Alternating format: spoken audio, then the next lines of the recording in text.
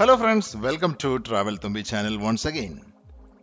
അപ്പോൾ നമ്മൾ മിലാനിലെ കാഴ്ചകൾ കണ്ടു. അതിനുശേഷം കഴിഞ്ഞ എപ്പിസോഡിൽ വെനീസ് ആയിരുന്നു. ഇറ്റലിയിലെ മൂന്നാമത്തെ ദിവസം ഞങ്ങൾ നല്ലൊരു ബ്രേക്ക്ഫാസ്റ്റ് ഒക്കെ കഴിച്ച് ഹോട്ടൽ ബെർണയിലാണ് ഞങ്ങൾ താമസിക്കുന്നത്. അവിടുത്തെ ബ്രേക്ക്ഫാസ്റ്റിന് ശേഷം നടന്നു തന്നെ നമുക്ക് സെൻട്രൽ സ്റ്റേഷനിലോട്ട് പോകാം.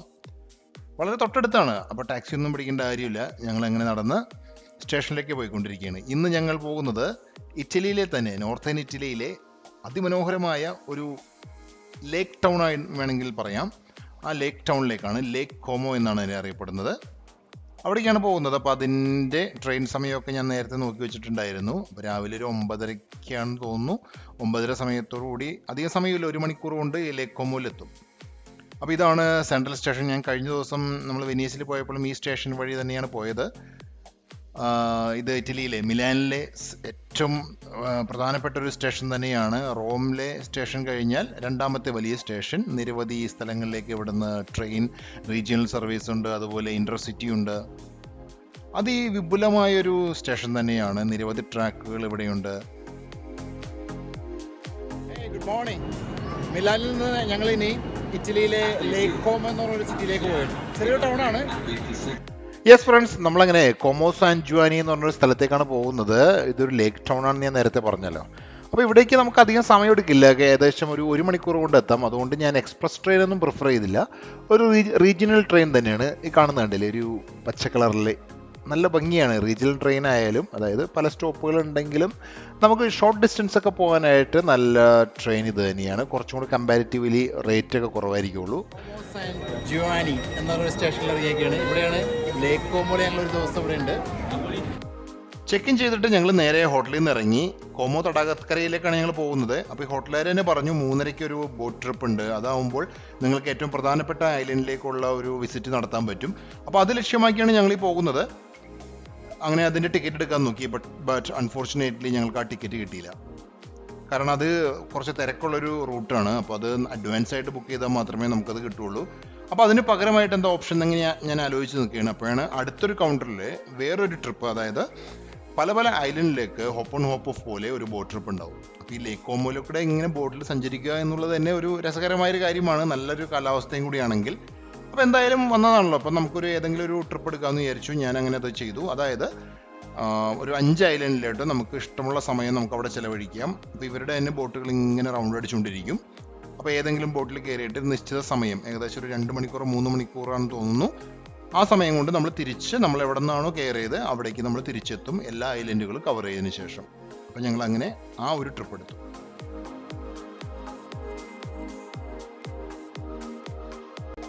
ഈ ട്രിപ്പിലുള്ള യാത്രക്കാരൊക്കെ അങ്ങനെ കയറി ഞങ്ങളങ്ങനെ കൊമോ തടാകത്തിലൂടെയുള്ള അമനോഹരമായൊരു യാത്ര തുടങ്ങുകയാണ്. മിലാനിൽ നിന്ന് ഏകദേശം 50 കിലോമീറ്റർ വടക്ക്, അതായത് വടക്കൻ ഇറ്റലിയിലെ ലൊംബാർഡിയിലാണ് ഈ കൊമോ സ്ഥലം സ്ഥിതി ചെയ്യുന്നത്. അവിടെ തന്നെയാണ് ഈ വലിയ തടാകമുള്ളത്. മഞ്ഞുമലയിൽ നിന്ന് ഉദ്ഭവിക്കുന്ന കൊമോ തടാകം ഈ കൊമോയുടെ മുഖമുദ്ര തന്നെയാണ്.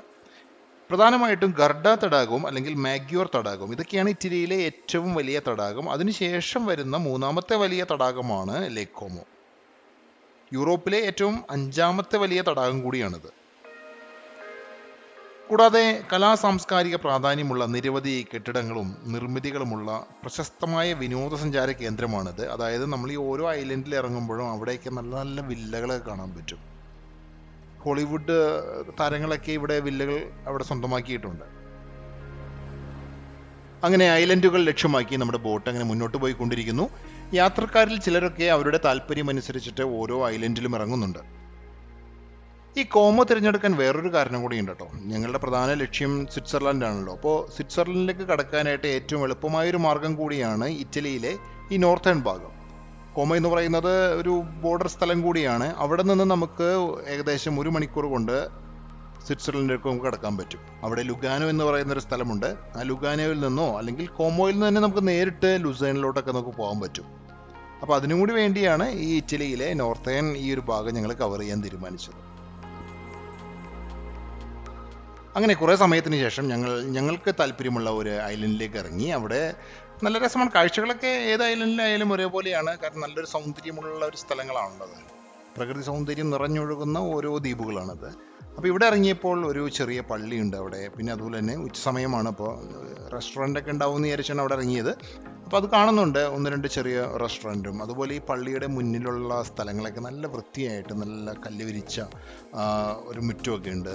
അതിൻ്റെ വശങ്ങളിലായിട്ട്, അതായത് ഈ ലേക്കിൻ്റെയും ആ പള്ളിയുടെയും ആ ഒരു അതിർവരമ്പ് പോലെയുള്ള സ്ഥലങ്ങളിലൊക്കെ പൂക്കളൊക്കെ വെച്ച് പിടിപ്പിച്ച് അങ്ങനെ ഒരു നമുക്ക് വിശ്രമിക്കാൻ പറ്റിയൊരു സ്ഥലമാണ്. അതുകൊണ്ട് ഞങ്ങളവിടെ ഇറങ്ങി. അപ്പോൾ ഇവിടെ ഇറങ്ങിയ സ്ഥിതിക്ക് നമുക്ക് ലഞ്ച് കഴിക്കാനും കൂടി ഞങ്ങൾ തീരുമാനിച്ചു.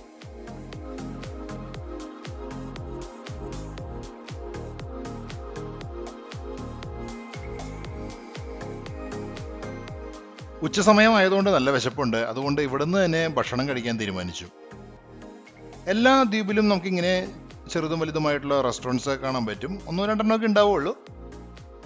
ഇതൊരു ഇറ്റാലിയൻ റെസ്റ്റോറൻ്റ് ആണ്. അപ്പോൾ ഇവിടെ നിന്ന് ഇറ്റലിയിൽ വന്നിട്ട് ഇറ്റലിയിലെ ഏറ്റവും പ്രധാനപ്പെട്ട ഭക്ഷണമായ പിസ്സ തന്നെ കഴിക്കാനാണ് ഞങ്ങൾ തീരുമാനിച്ചത്. പിസ്സ ഓർഡർ ചെയ്തു.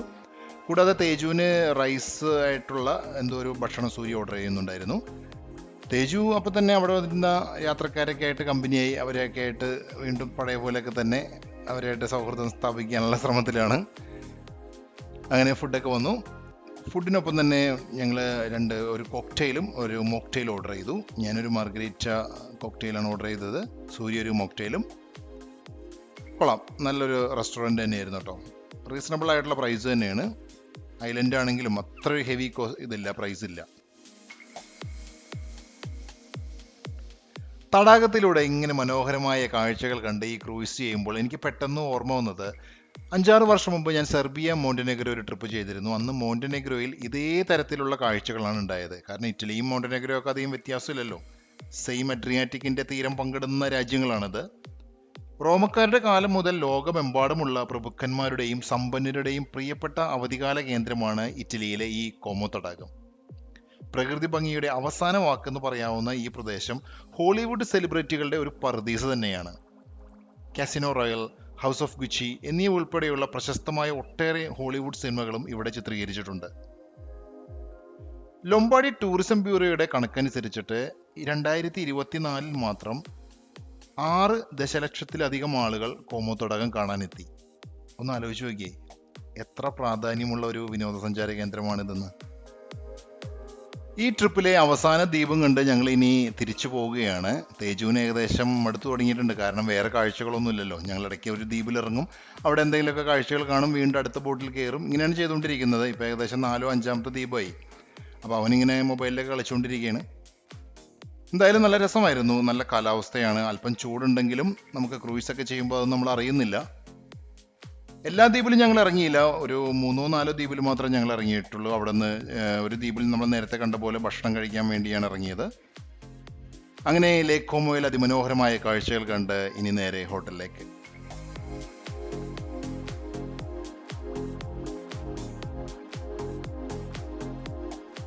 അങ്ങനെ കോമോ യാത്ര കഴിഞ്ഞു. രാവിലത്തെ ട്രെയിൻ യാത്രയും അതുപോലെ കോമോ സഞ്ചാരമൊക്കെ കഴിഞ്ഞപ്പോൾ സൂര്യക്ക് ക്ഷീണമായി. ഹോട്ടലിൽ തന്നെ ഇരുന്നോളാന്ന് പറഞ്ഞു ബാക്കിയുള്ള സമയം.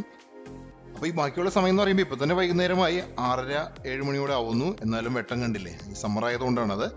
അപ്പോൾ എന്തായാലും ഈ സമയം കളയണ്ടെന്ന് വിചാരിച്ചിട്ട് ഞാൻ വീണ്ടും സ്റ്റേഷനിലേക്ക് നടക്കുകയാണ്. തൊട്ടടുത്ത് തന്നെയാണ് സ്റ്റേഷനും. അപ്പോൾ എൻ്റെ മനസ്സിലെ ഉദിച്ച ആശയം എന്ന് വെച്ചിട്ടുണ്ടെങ്കിൽ ഈ കോമോൻ്റെ തൊട്ടടുത്തുള്ള ഒരു സ്വിറ്റ്സർലൻഡ് പട്ടണം ഉണ്ടല്ലോ, ലുഗാനോ എന്ന് പറയുന്ന ഒരു അതിസുന്ദരമായ ഒരു ഗ്രാമമുണ്ട്. ആ ഗ്രാമത്തിലെ കാഴ്ചകളൊന്ന് കണ്ട് തിരിച്ചു വരുമ്പോഴൊക്കെ ഇരുട്ടാവുള്ളൂ. അതായത് ഇവിടുന്ന് ഒരു 6:30 പോയാലും അവിടെ 7:30 എത്തി 1 മണിക്കൂർ കറങ്ങിയാൽ തിരിച്ചു വരുമ്പോൾ 9:30. അപ്പോൾ എന്തായാലും ആ 9:30 സമയമാകുമ്പോഴേ ഇരുട്ടാവുള്ളൂ എന്നുള്ള രീതിയിൽ ഞാൻ അങ്ങനെ ലുഗാനയിലേക്ക് പോകാൻ തീരുമാനിച്ചു. അതിനുള്ള ട്രെയിനൊക്കെ കയറി ലുഗാനയിലേക്ക് പോയിക്കൊണ്ടിരിക്കുകയാണ്. ട്രെയിൻ അങ്ങനെ പല സ്റ്റേഷനുകൾ പിന്നിട്ട് മുന്നോട്ട് പോയിക്കൊണ്ടിരിക്കുന്നു. അതായത് ഇറ്റലിയുടെ ഭാഗമൊക്കെ കുറേയൊക്കെ കഴിഞ്ഞിരിക്കുന്നു. തടാകത്തിന്റെ തീരത്തെ കൂടിയാണ് ഈ പോകുന്നത്. അപ്പോൾ കാഴ്ചയും അത്രയ്ക്ക് സുന്ദരമാണ്. സ്വിറ്റ്സർലൻഡിന്റെ ഈ ലുഗാനോ എന്ന് പറയുന്ന സിറ്റി ഇറ്റലിക്ക് കോമോ എങ്ങനെയാണോ അതുപോലെയാണ്. അതായത് അടുത്തടുത്ത് ഒരു മലയ്ക്ക് അപ്പുറവും ഇപ്പുറവുമായിട്ട് നിൽക്കുന്ന 2 ലേക്ക് ടൗണുകളാണ് ഈ ലുഗാനോവും കോമോയും. ശരിക്കും പറഞ്ഞാൽ ധനികരുടെ വേനൽക്കാല വസതികളാണ് ഇവിടെ കൂടുതലുള്ളത്. അപ്പോൾ എൻ്റെ പ്രാർത്ഥന, 1 മണിക്കൂർ യാത്രയുണ്ട്, അധികം ഇരുട്ടുന്നതിന് മുമ്പ് അവിടെ എത്തണം, നല്ല കാഴ്ചകളൊക്കെ ഒന്ന് കാണാൻ പറ്റുള്ളൂ.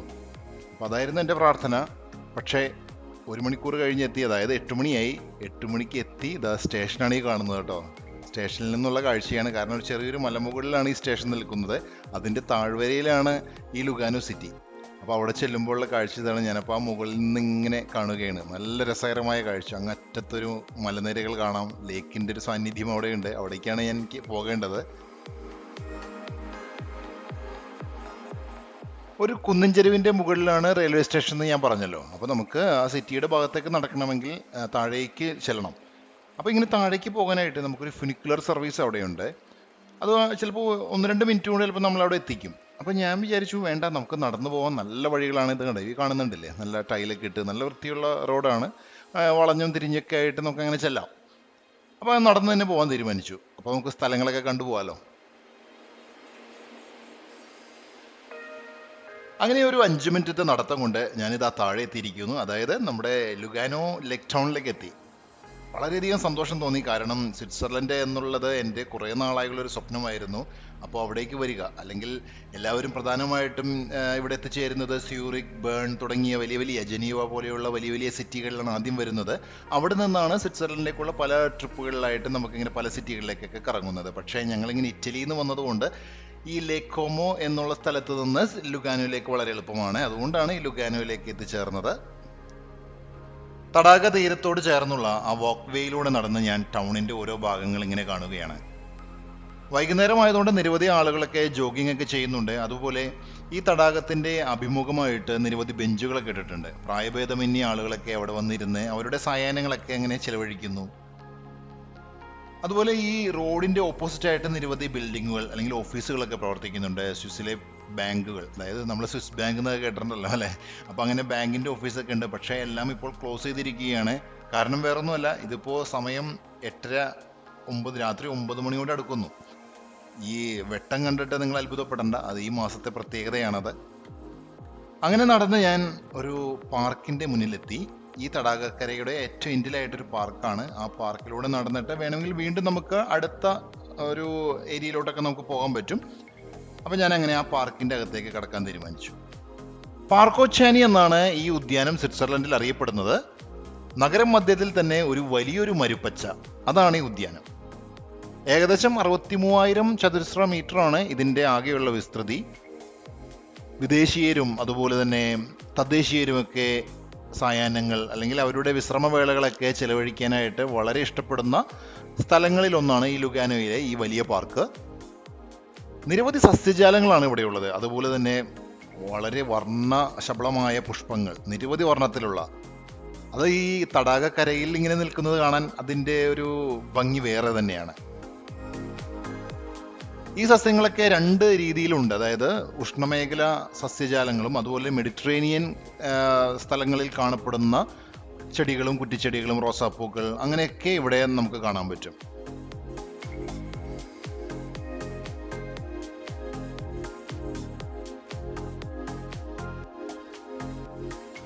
പാർക്കോച്ചാനിയിലൂടെയുള്ള നടത്തം അങ്ങനെ തുടരുകയാണ്. ഒരു ദിവസം ഞാനിപ്പോൾ എത്ര കിലോമീറ്ററാണ് നടക്കണമെന്നൊരു കണക്കില്ല.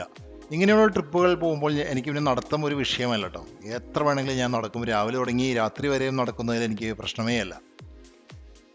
ഇവിടെയുള്ള വില്ലകളൊക്കെ കണ്ടിട്ടാണ് ഇപ്പോൾ ഞാൻ നടക്കുന്നത്. ഈ പാർക്കിൽ തന്നെ പാർക്കോച്ചാനിയുടെ സ്ഥാപകന്റെയൊക്കെ പ്രതിമയൊക്കെ ഇവിടെ വെച്ചിട്ടുണ്ട്. കമീലിയാസ് പൂക്കളുടെയും ലൊംബാർഡി വില്ലകളുടെയും ഒരു നഗരം, അതാണ് ഈ ലുഗാനോ.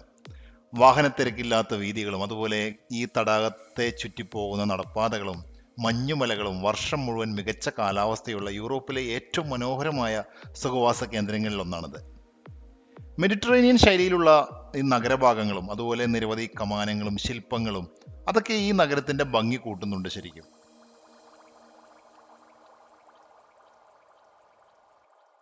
വെറും 1-2 മണിക്കൂർ കൊണ്ട് ലുഗാനോ ടൗൺ കാണുക എന്ന് പറഞ്ഞാൽ തികച്ചും അസാധ്യമായ ഒരു കാര്യമാണെന്ന് എനിക്കറിയാം. പക്ഷേ സമയമില്ലാത്തത് കൊണ്ടും അതുപോലെ ഇനിയുള്ള നാളുകൾ സ്വിറ്റ്സർലൻഡിന്റെ ഓരോ മുക്കും മൂലയും നടന്ന് കാണാനുള്ള അവസരമുള്ളത് കൊണ്ടും ഞാൻ തൽക്കാലം ലുഗാനോയിൽ നിന്ന് ഇറങ്ങുകയാണ്. അങ്ങനെ ടൗണിൻ്റെ ഒരു ഭാഗത്ത് എത്തിയപ്പോൾ നല്ലൊരു വാട്ടർ ഫൗണ്ടൻ കണ്ടു. ഈ ലേക്ക് ടൗണിൻ്റെ ഭംഗി കൂട്ടുന്ന രീതിയിലാണ് ഇത്തരം നിർമ്മിതികൾ ഇവിടെ നിർമ്മിച്ചിരിക്കുന്നത്. അങ്ങനെ അതെല്ലാം കണ്ട് ഇനി തിരിച്ചെനിക്ക് സ്റ്റേഷനിലേക്ക് പോകണം. സ്റ്റേഷൻ എന്ന് പറയുമ്പോൾ നമ്മൾ നേരത്തെ ഇറങ്ങി വന്ന അതേ വഴിയിലൂടെ തന്നെ, കാരണം ഫുനിക്കുലാറിൻ്റെ സർവീസ് ടൈമൊക്കെ കഴിഞ്ഞിരിക്കുന്നു. അതുകൊണ്ട് ആ കുത്തനെയുള്ള ഇറക്കം ഇനി ഞാൻ തിരിച്ച് കയറേണ്ടി വരും. അതൊരു ആയാസം നിറഞ്ഞൊരു പരിപാടി തന്നെയാണെന്ന് എനിക്കറിയാം. എന്തായാലും കയറിയേ പറ്റൂ. എത്രയും വേഗം സ്റ്റേഷനിലെത്തി അടുത്ത ട്രെയിൻ, ഇറ്റലിയിലെ കൊമോയിലേക്കുള്ള ട്രെയിൻ പിടിക്കണം.